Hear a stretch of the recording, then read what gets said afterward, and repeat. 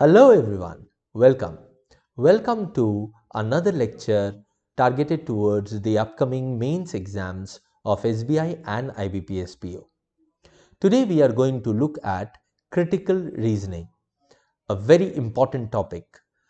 Critical reasoning comes as a part of logical reasoning section. The number of questions varies, but these are those questions which, if are attempted in the right way, can give you an edge over others. We have done a lot of questions of critical reasoning on our channel and hope you have gone through the playlist of critical reasoning. If you haven't, do go through it. We would be giving the link of that playlist in the pinned comment section of this lecture too. So today, what is our agenda? Our agenda is simple. Our agenda is to solve questions of different types of critical reasoning. Now, in this, we will try and understand those questions which we haven't done in the playlist of critical reasoning till date. And there will be one or two questions which we have done, or the nature of questions which we have done earlier also. Okay.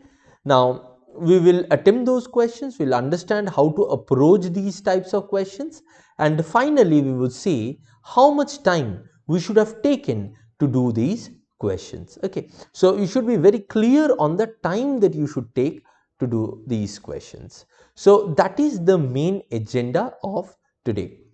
Most of the questions that we would take today would be from the OB Mock 1, Mains Mock 1, SBI PO Mains Mock 1.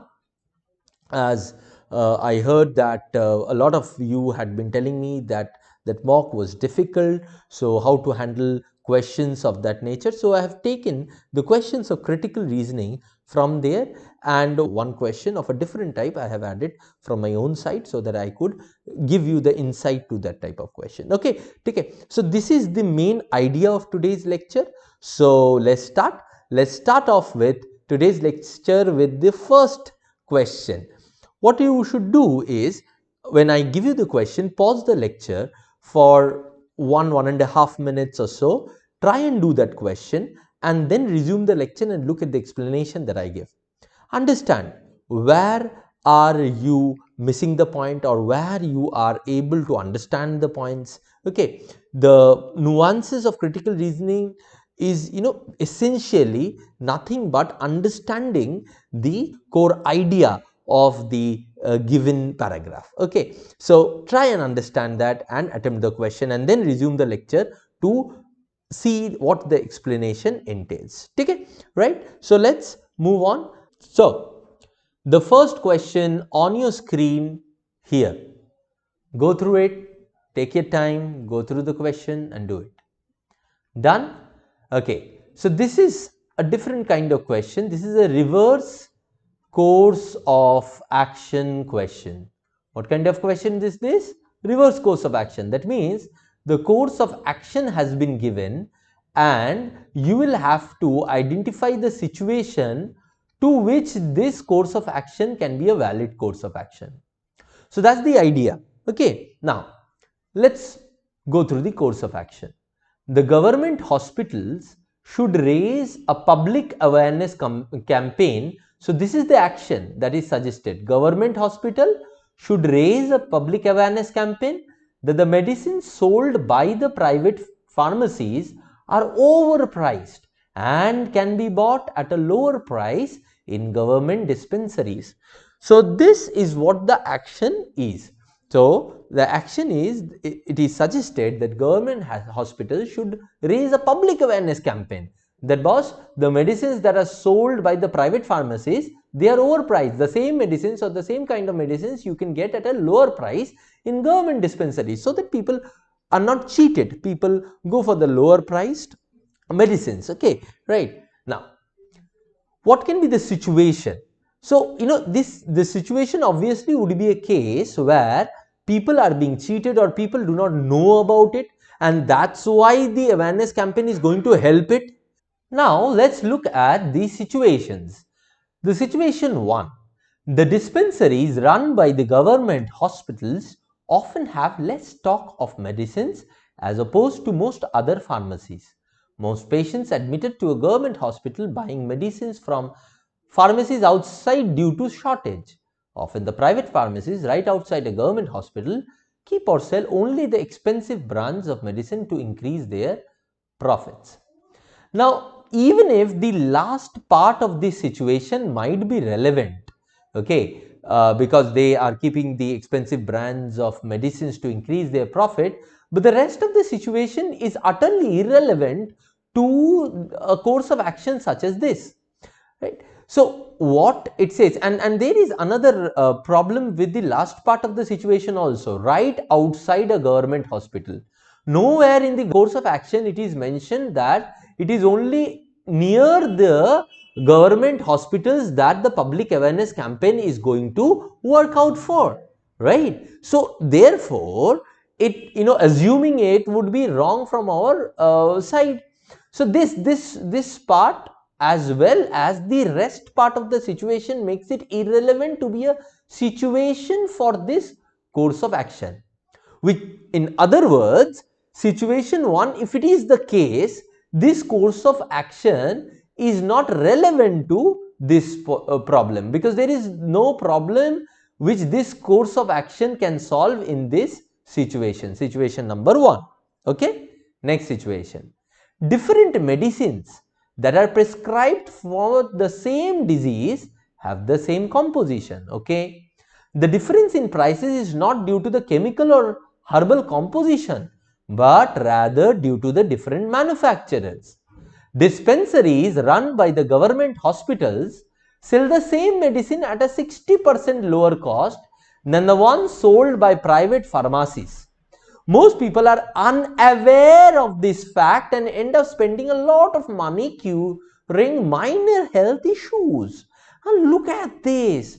Here the problem has been directly stated as being people not being aware, isn't it? Right. So my dear friends, here in situation 2, the problem has been directly stated, of which the course of action seems to be a valid course of action, because if guys, people are not aware that the government pharmacies are going to give the medicines at a much lower price, then they would not be approaching the government pharmacies to get that medicine, right? But on the other hand, if they know about it, there is a chance that they would go to the government dispensaries to get their medicines, right?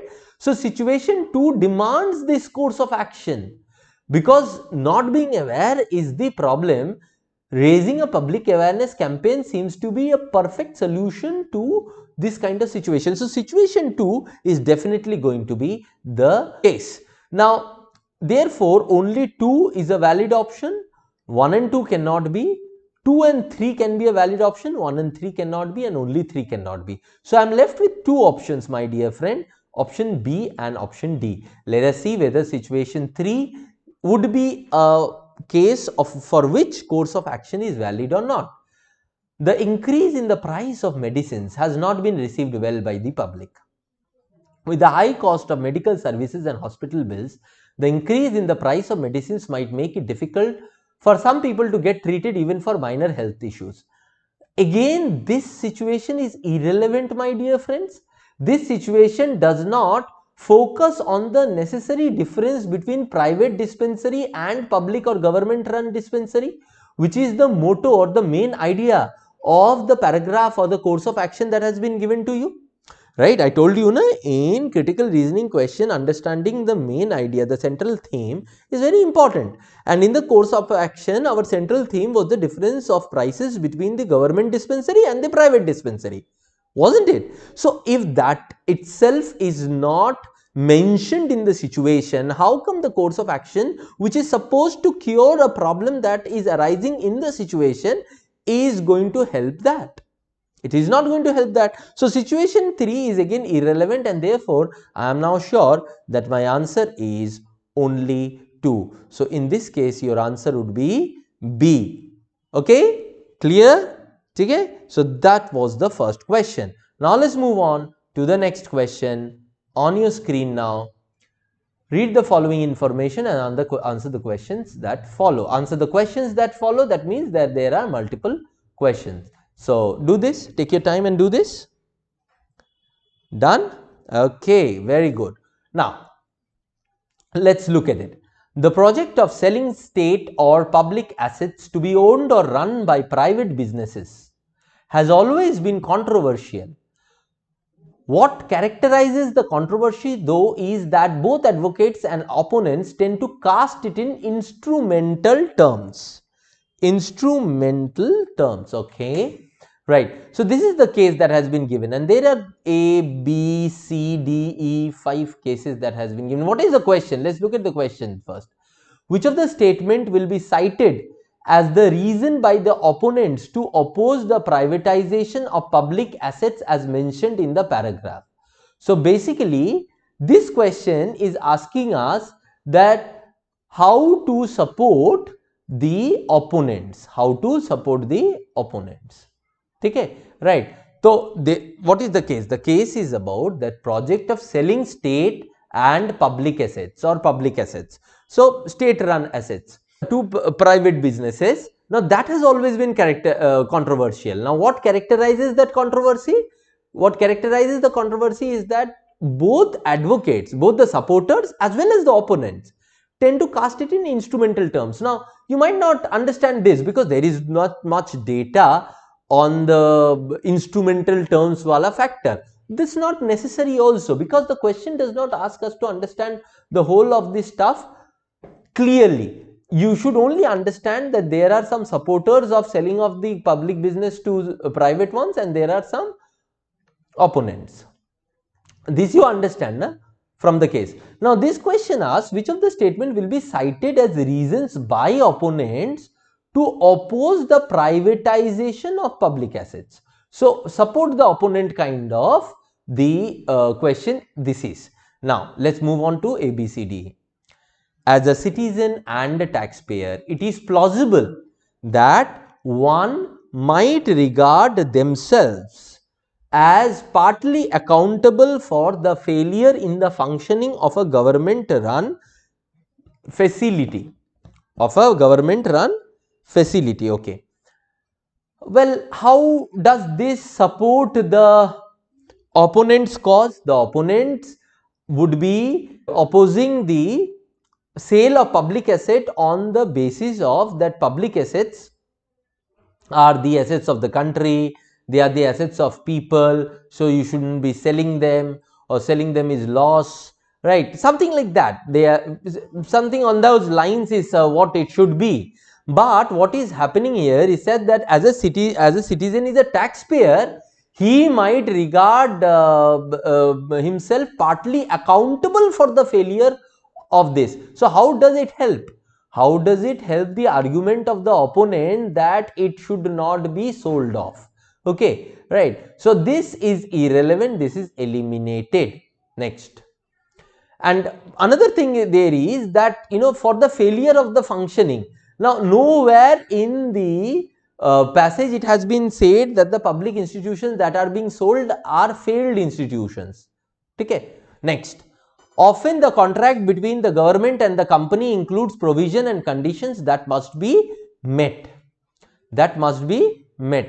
Typically, there is some degree of cooperation between public and private entities. So what? Even if there is some degree of cooperation between the public and private entity, how does it make itself a basis for the opponents opposing the selling off of public entities? There is no reason. On the basis of B, there is no supporting argument for the opponents to support that you should not sell the public entities. No? So this is also irrelevant.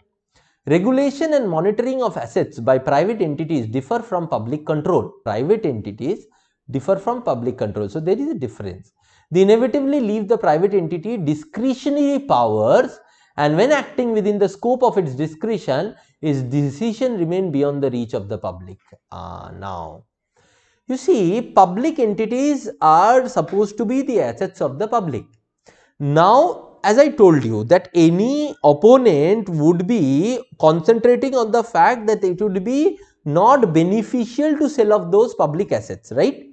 Now, C directs us towards it.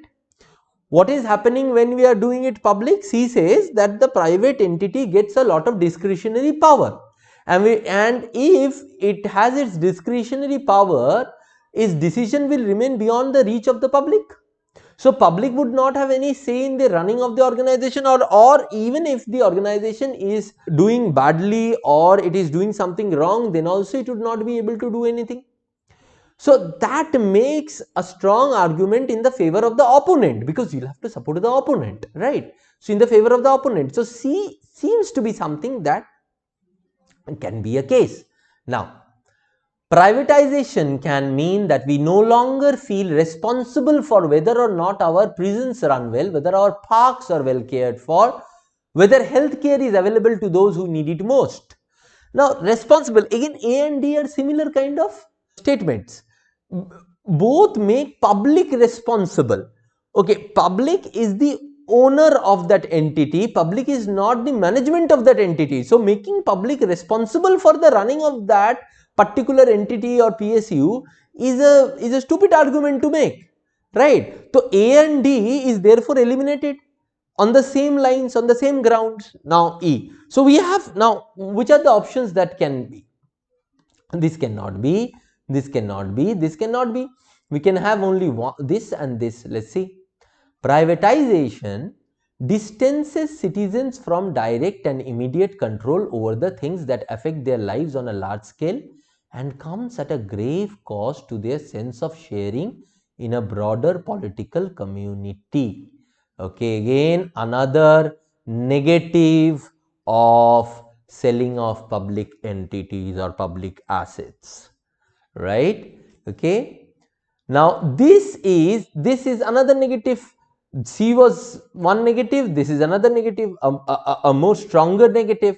So E definitely is going to be an argument that will be made by the opponents to to enforce the fact that these public assets should not be sold off, right? So therefore both C and E should be our answer. So our answer in this case is D. Answer in this case is D. Clear? Okay. So this was, see, the last one could have been done within 40-45 seconds. This one would have taken more time. This one would have taken 1 minute 20 seconds or so, right? So according to the questions, you need to understand the time that you should be giving to it. But there are questions based on this particular passage. So might be in the next one we will take lesser time. That can also happen. So let's see. Let's look at the next question. Okay, try and do it. Done? So what is the question? The question says, which of the following is true with respect to the given information? So we have already read it, so I'll just go through the options here. So with respect to the given information, what is true? From C, it can be concluded, it can be concluded that most private entities do not do the work assigned to them by government efficiently. Can it be? Can that be? Because in C it says that regulation and monitoring in private and public entities happen differently and public would not have any control over it. Okay? Can it be concluded that private entities are inefficient? Can it be? No. There has not been made any mention of their efficiencies in C. So from C we cannot infer that, eliminated. So if one is eliminated, my dear friend, these two are eliminated. Now from D it can be assumed that public shares responsibility of the major assets, facilities, entities of their country only when those are run directly by the person they elected. Now look at the D. We talked about this, that public is being held responsible for the running of the public sector units in D. Well, in the last question, in the previous question, from the perspective of an argument supporting opponent's cause, it was of no use. But when we are analyzing D, what does D say? D says that only that people are responsible only when things are run by public sector units or government units. right? So 2 is definitely going to be there. So our option would be either this or this. Now let's look at 3. From B, it can be inferred that even after assigning the assets to private entities, the government still monitors a large part of the work. B says often the contract between government and the company includes provision and conditions that must be met. Typically, there is some degree of cooperation between public and private entity. Now, B's direction is definitely looking towards what has been stated here. But a clear-cut inference, whether it can be made or not, is something that we'll have to look on a little more closely. What it states? It says often the contract between the government and the company includes provisions and conditions that must be met. Okay. So when government and a company makes a contract, there is scope of provisions and conditions that must be met. Typically, there is some degree of cooperation between the public and the private entity. So the public entity and the private entity cooperate with each other. Okay. What does the third statement say? From B, it can be inferred that even after assigning the assets to private entities, the government still monitors a large part of the work. Though we can from here go ahead and infer a little about that the assigning process is happening, which we cannot clearly, but this part is surely out of scope of B. Out of scope of B. Some degree of cooperation cannot be inferred as monitoring a large part of the work. Can it be? Right. So though the direction was the same, 3 does not qualify on what the strength of the statement is. This is a much milder statement. This is a very strong inference based on a much milder statement. Okay, right? So 3 is eliminated. So as 3 is eliminated, now we know that this is also eliminated and we are left with only 2. Hence, only 2, that is option number B. Option number B, which means this one is what would be the answer. Now, here you might be confused a little on the word assumed, because normally assumption is something which the author does at the back of his mind to state whatever premise and argument he wants to state. But here it has not been used in that sense, my dear friends. When the here assumed has been used, it essentially means inferred. Okay, right? It means inferred or concluded. No doubt that it would have been better if the word used here would have been inferred rather than assumed. But yes, that could have been understood if you had gone through the case and could have answered it on the basis of it, right? Okay. So that was our third question of the day. Now let's move on to the next question, the fourth question. Try it out. Done. So this is an assumption question. Now this is the question I gave for you guys so that we can also have an idea about the basic premise setting on the assumption questions. How do we do that? Okay. So let's look at the case. Some psychologists have concluded that one specific set of parental behaviors towards children always signifies acceptances and a second set always signifies rejection. For there is remarkable agreement among investigators about the maternal behaviors designated as indicative of these personal attitudes. Okay, right. So let's understand this case. What this case means? This case means that psychologists have concluded. What have they concluded? That there are two sets of parental behavior. One set of parental behavior is acceptance. What is it, my friend? Acceptance. The second set of parental behavior is rejection. Acha, how did the scientist or psychologist came into this conclusion? There is a remarkable agreement among investigators about the maternal behavior designated as indicative of these personal attitude. Matlab, mothers have this behavior of a set always accepting and a set always rejecting. From that, the psychologists have concluded, that parents, all parents do that. Okay. Now, parents do not only mean mother, it also means father. Take, right? Though on the basis of the data of mother, they have concluded for father too, for all parents. Conclusion of psychologists mentioned above logically depends on the assumption that, now what I just said, that on the basis of mother's data, father has also been assumed to be such, is one part. And second assumption, this is the direct assumption that is visible out here. So let's see, we do not need to find out the assumption before going through the option. No, not at all. But here it was so obvious that we chose to try and give a shape to the basic assumption that must have been in the minds of the psychologists when they came out with this kind of conclusion. So let's go through the options. Most maternal behaviors have been interpreted as conveying either acceptance or rejection. This is already stated in the fact. Why would this be assumption? What is an assumption? First of all, before moving further, let me repeat it. I have already said it in one of my previous lectures. Go through that playlist of critical reasoning. You would find that. In very short, in very brief, I would repeat it today. See, assumption is the base of the argument. Understand? Base of the argument. Base of the argument means on assumption, argument stands.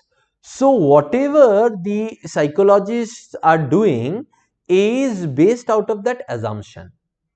Okay. So if that assumption is identified, we can understand what is the basis of psychologists' conclusion. Now let's see. Behaviors of fathers towards children have been studied as carefully as have the behaviors of mothers. Now this is not the assumption. This can be a supporting the argument of kind of answer, but not assumption. Acceptance and rejection are the easiest to recognize of all parental behaviors. Well, this easiest to recognize wala part is utterly irrelevant to this case, right? Irrelevant to the case, because of all parental behaviors, of the other parental behaviors, we have no idea. Na? The maternal behaviors of indicating acceptance or rejection are exhibited by fathers as well. Is this the assumption? Yes, we just spoke about it. See, the one that we spoke about, that is, in other words, have been kept in here. This is a basic assumption that has been done by the psychologists. From the data of the mothers, they have inferred for all parents, which includes fathers too. Right. So D is definitely an assumption. So our answer in this case would be D. Take now the last question of the day. Do it. Done? Let's see. If you are a fitness walker, there is no need for a commute to a health club. So if you are a fitness walker, you don't need to go to health club. Your neighborhood can be your health club. All you need is a well-designed pair of athletic shoes. Which of the following, if true, strengthens the claim of the author? So what is the author saying? That if you are a fitness walker, don't go to health club. You don't need to go to health club. Your neighborhood would be your health club because you would be walking out there. Just grab a pair of good shoes and that would be all. Okay. Athletic shoes are shown to provide same level of comfort. So we'll have to strengthen the claim of the author. We'll have to show that a fitness walker really does not need to go to health club. So you'll have to identify that option which is in line with that argument. So let's see. Athletic shoes are shown to provide same level of comfort as other shoes. Well, this is irrelevant because our main idea of the argument, what did I tell you? Main idea of the argument is important to be understood. Main idea of the argument is fitness walker, health club. Fitness, if you are a fitness walker, your need to go to health club is not there. So with that main idea, this is irrelevant. Next. Health clubs are at a long distance from city limits and the commute is same as walking. No, not at all. What the author is saying is that whatever you do at health club or whatever you get from health club, you get from fitness walking. The amount of calories burnt while fitness walking is same as those while working at gym. Maybe. So but the only problem is that it only specifies amount of calories burnt, which, yes, if the amount of calories burned is the only thing that is necessary, or the most important thing that is necessary, then it's okay, right? So I'll keep this. Between A, B and C is definitely better.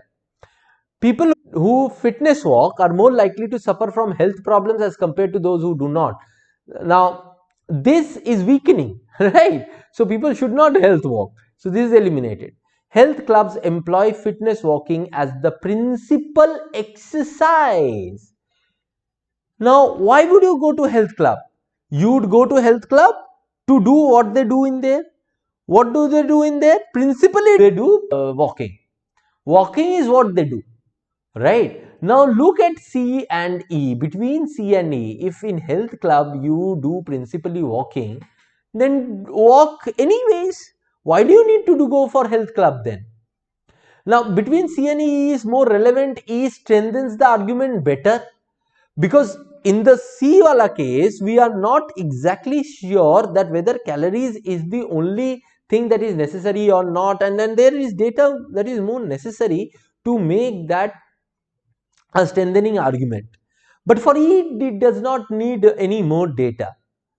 You have just hit right bang on target. So here your option would be E. Is it clear? Okay, your option would be E. So my dear friends, that was your last question. Now, time and score. What you should have taken time in each one of these questions, and how much you could have scored in there. Look at this. The first question could have been done within 40 to 45 seconds. The next two questions would have taken time. It would have taken around 3 minutes or so to do the next two questions. So 3 minutes plus 45 seconds. The next assumption question would have taken another 45-50 seconds, and this one was an easy one, would have been done within 30 to 40 seconds. So overall, within 5 minutes, you could have done all these 5 questions. Within 4 to 5 minutes, you could have done all these 5 questions, right? And you would have got at least 4 out of these 5 correct if you had involved yourself in critical reasoning questions. You know that these questions were not out of the way difficult. They were challenging, but not out of the way difficult. They could have been approached with a sane mind and a composed mind, and could have been done correctly, right? Okay, and then you could have got that 5 marks, because in reasoning section you get more marks for one correct answer. So then you could have scored in that range of 4 to 5 in this 5 questions too, right? So this is what you need to do in critical reasoning. You need to identify the core idea, and then understand how the question is affecting that core idea, and then you are to apply that and answer the question directly from there, and you'll be able to do it very easily. As I told you, to get better concepts about critical reasoning, go through the playlist that we have. I would be giving the link in the pinned comment, and you would have a lot of good questions and concepts of critical reasoning, and that would be more than enough for your upcoming exams. Okay, and obviously practice is important, so practice some good critical reasoning questions from the mocks, from whichever source you are using, and then you're all set to go and create magic in the critical reasoning as well as the reasoning section. Okay, right? So with that hope that you would create magic in the upcoming exams, we would end today's lecture. Thank you very much, and all the best for your upcoming mains exam.